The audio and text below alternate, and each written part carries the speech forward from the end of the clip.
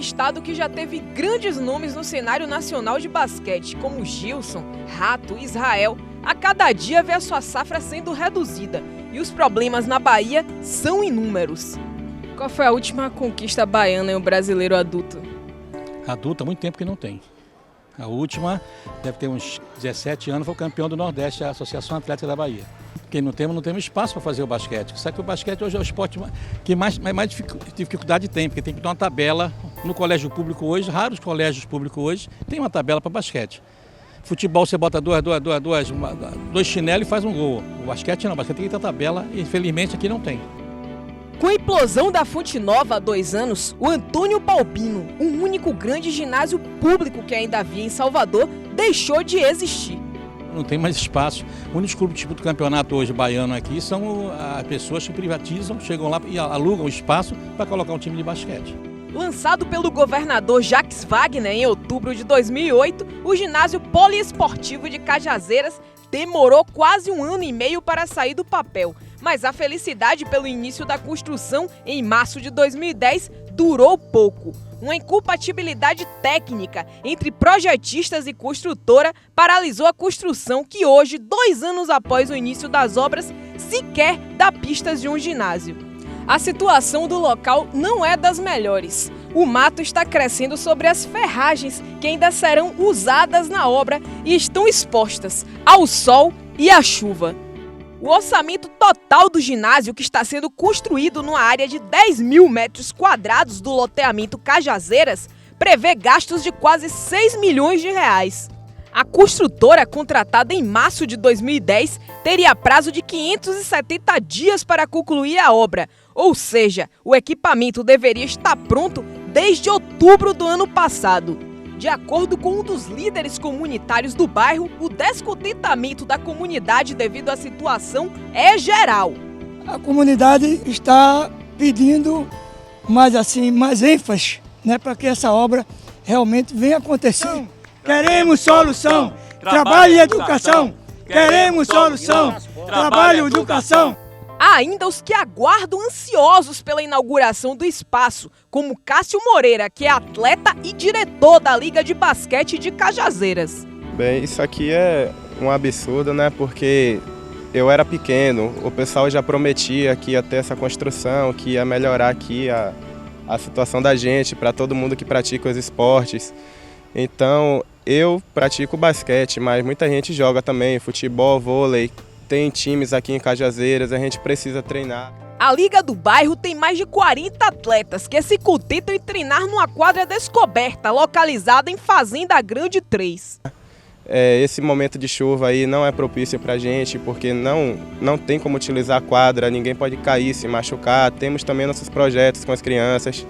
A gente não pode colocar as crianças para jogar com quadra em poça d'água, rachada, cheia de problemas. O equipamento usado pelos atletas é público, mas foi entregue sem as medidas oficiais. E para remodelar foi preciso juntar dinheiro dos integrantes. Quando eles entregaram, estava no cimento puro, não tinha linha de futebol, nem vôlei, nem basquete. A quadra chegou toda pura aqui, só no cimento. Aí a gente, conjunto com a Associação de Moradores, fizemos as linhas, tiramos todas as medidas corretas. Aí hoje em dia a gente pode poder jogar aqui. E o aro? O aro é uma bola de basquete, não passava pelo aro. A gente teve que ir em programas de televisão para reclamar, para o pessoal tomar as medidas e trocar. Quando o pessoal entregou, a girafa, ela vinha colada junto com a tabela, não tinha condições de jogar. A gente teve que fazer o reposicionamento dela, teve que colocar a girafa mais lá atrás, que é essa parte branca aqui do fundo. Os que viveram os bons tempos do basquete na Bahia sentem o peso da situação atual.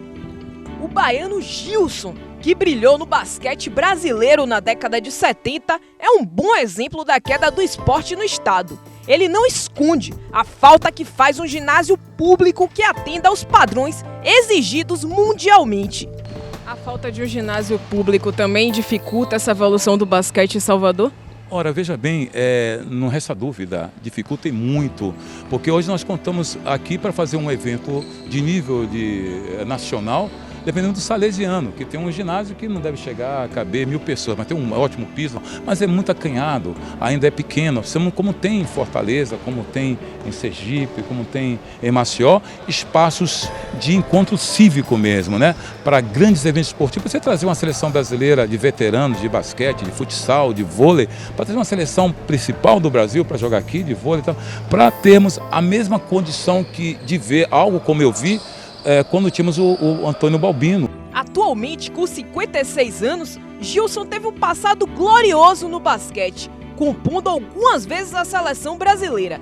Inclusive, ele esteve presente na vitória brasileira memorável de 1978, quando o jogador Marcel arremessou a bola do meio da quadra no último segundo da partida contra a Itália e fechou o placar em 86-85, dando ao Brasil o 3º lugar no Mundial disputado nas Filipinas.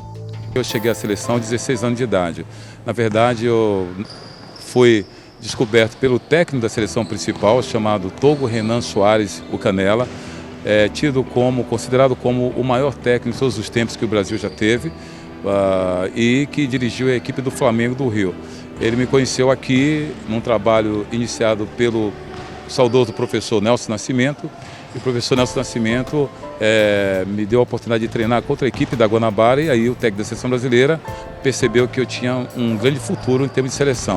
Eu tinha na seleção o Biratã, o saudoso Biratã, um dos maiores jogadores de todos os tempos que o Brasil teve também, né? O Hélio Rubens, tinha o Zé Geraldo, o Adilson, tinha o Carioquinha, nós tínhamos assim, grandes nomes, e junto comigo estava também o Marcel de Souza. Outro exemplo é Adriano Reis, que conquistou o Campeonato Nacional Estudantil em 1986, feito que não é repetido há muito tempo. Uma lembrança maravilhosa, em 1986, a equipe comandada por Carmilton, ficamos cerca de 2 semanas no Espírito Santo, e a final foi contra Brasília, onde fomos campeões, mas um dos jogos mais marcantes, inclusive, foi contra a equipe de São Paulo, né, onde nós, baianos, realmente intimidamos os paulistas com grito de guerra, uma equipe fantástica. Mas hoje a realidade é outra. Com o fechamento dos clubes e a falta de um ginásio público em Salvador que atenda aos padrões internacionais do basquete, a solução para os que querem crescer no esporte é deixar o estado. Por que você decidiu jogar no Flamengo? A questão de estrutura, investimento, tudo isso sim. Aqui o estado não investe no atleta, perde muito atleta de ponta por questão de investimento. Mas nem sempre existe uma boa adaptação fora da Bahia. O atleta retorna, porém, sem chances de continuar levando a carreira no esporte, o talento acaba se perdendo. E por que voltou para Salvador?